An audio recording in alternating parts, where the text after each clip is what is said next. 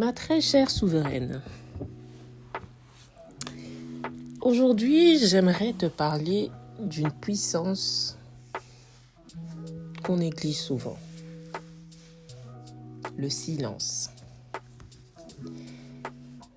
À l'ère des réseaux sociaux, nous vivons dans un monde où nous sommes constamment poussés à nous exprimer, à nous livrer, à tout partager. Que ce soit autant sur les réseaux sociaux, dans nos cercles d'amis ou même dans nos relations amoureuses. Mais il y a une sagesse ancienne qui dit que le silence est d'or. Et c'est de cette sagesse dont j'aimerais te parler aujourd'hui.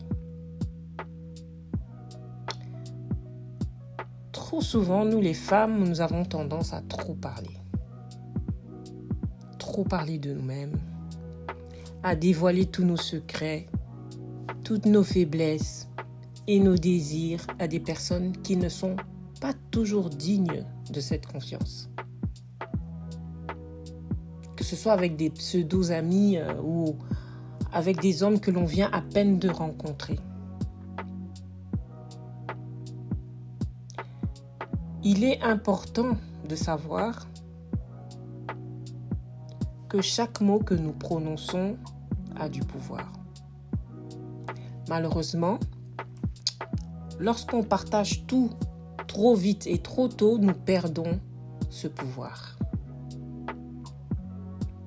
On s'expose, on devient vulnérable. Et certaines personnes qui ne sont pas toujours animées de bonnes intentions peuvent utiliser toutes les confidences que nous leur faisons contre nous-mêmes. Donc, garder certaines choses pour soi, c'est se protéger et c'est se préserver. Le silence, ce n'est pas un signe de faiblesse, bien au contraire. C'est une force intérieure qui te permet de garder ton mystère, de rester au contrôle de ce que tu décides ou pas de dévoiler. C'est pas une question d'être fermé ou de se fermer au monde. Non, loin de là. Mais c'est plutôt choisir soigneusement à qui tu décides d'ouvrir ton cœur et tes pensées. Lorsque parfois tu te sens, tu ressens envie de vouloir tout raconter, rappelle-toi que tu n'es pas obligé de tout partager immédiatement. Prends le temps d'observer et d'évaluer les personnes qu'il y a autour de toi. Et si l'envie de te confier elle est trop forte, il existe des solutions simples mais puissantes, telles que avoir un journal intime. Écrire, c'est une façon d'exprimer ses pensées. Donc, tu peux t'exprimer librement, exprimer tes pensées librement, tes émotions, tes peurs et tes rêves, sans avoir à craindre que ces confidences ne soient divulguées au grand jour.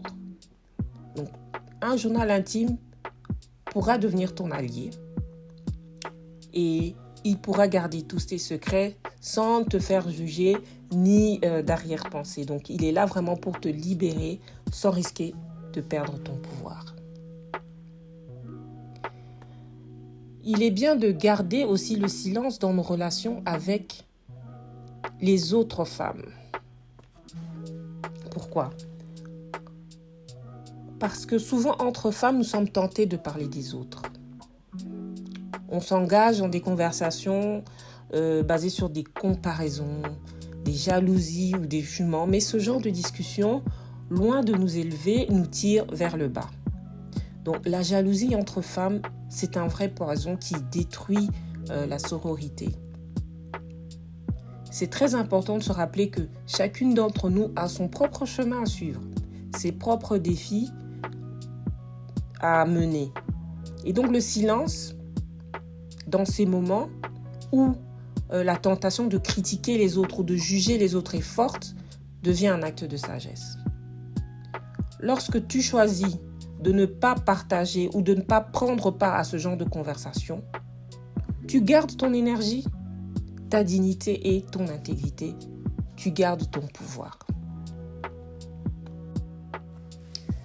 Un autre domaine où il est important aussi d'apprendre à se taire, c'est dans la séduction. En ce qui concerne les relations amoureuses, c'est également très important de savoir maîtriser ce que l'on partage. Lorsqu'on on est pressé, on veut dévoiler trop vite toutes les facettes de notre personnalité à un homme que l'on vient à peine de rencontrer, eh bien, on brise ce qui pourrait être une belle dynamique de découverte mutuelle. Le silence permet encore une fois de maintenir une part de mystère et d'éveiller l'intérêt de l'autre, tout en nous permettant aussi d'évaluer la personne qui est en face de nous, de savoir si elle mérite réellement d'entrer dans notre sphère intime. En conclusion, mes souveraines, rappelez-vous que le silence est une force. C'est une manière de garder le contrôle, de garder le pouvoir, de protéger votre cœur et de cultiver le mystère. Parfois, la meilleure manière de se préserver, c'est de se taire. Donc, la prochaine fois que vous ressentirez l'envie de parler de vous, de partager vos pensées ou vos secrets, demandez-vous tout d'abord, est-ce que cela me servira ou me desservira? La prochaine vidéo sera un autre sujet tout aussi important, la gestion des émotions. Car si le silence peut être une manière de préserver son pouvoir, savoir gérer ses émotions est une manière de le cultiver et de le renforcer. Alors, restez connectés mes souveraines et n'oubliez pas, le silence est d'or. À très bientôt.